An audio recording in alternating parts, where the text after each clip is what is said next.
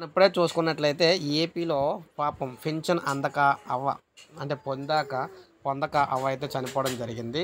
ఇది మనకి పింఛన్ కోసం పరితపించిన చివరికి అది అందకుండానే ఓ వృద్ధురాలు మృతి చెందిన ఘటన తిరుపతి జిల్లా శ్రీకాళహస్తి మండలంలోని ముచ్చువోలులో అక్కడ చోటు చేసుకుందనమాట. స్థానికుల కథనం మేరకు గ్రామానికి చెందిన గుమ్మల్ల ఆదిలక్ష్మమ్మకి 85 సంవత్సరాలు. తెదేపా పాలనలో వృద్ధాప్య పింఛను అందుకునేవారనమాట.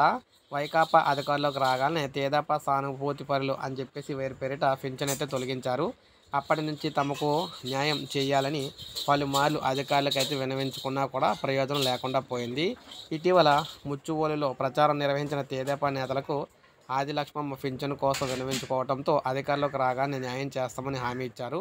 ఇంతలో ఆమె మృతి చెందడంతో స్థానికులు ఆవేదన వ్యక్తం చేశారన్నమాట. సో ముఖ్యంగా వైఎస్ఆర్ పెన్షన్లు అనేవి కుల మతాలు చూడకుండా అందరికీ అయితే ఇస్తున్నామని చెప్పేసి చెప్తున్న ప్రభుత్వం, కానీ స్థానికంగా ఉన్న నేతల కారణంగా ఈ విధంగా అందరికీ అయితే ఇవ్వలేకపోతుందన్నమాట.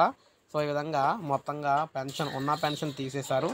అర్హత ఉన్న పెన్షన్ అయితే ఇవ్వలేదు. సో ఈ విధంగా పెన్షన్ లేక ఈవిడైతే చనిపోయిందని చెప్పేసి అందరూ కూడా చాలా బాధపడుతున్నారు. అయితే ప్రభుత్వం కొన్ని తీసుకొచ్చిన 6కి సంబంధించి ఫిల్టరేషన్ అయితే పెట్టింది కదా, 6 అంశాలకు సంబంధించి అందులో ఈ సంబంధించి ఏదో ప్రాబ్లం ఉండొచ్చు, అందుకనే పెన్షన్ అయితే తొలగించారని చెప్పేసి సో ప్రభుత్వం అయితే చెప్పుకొస్తుంది. సో ఇది మనకి పెన్షన్కి సంబంధించి ఒక బాధాకరమైన విషయం. ఒక లైక్ చేయండి, సబ్స్క్రైబ్ చేసుకోవద్దు, మన ఛానల్ సబ్స్క్రైబ్ చేసుకోండి.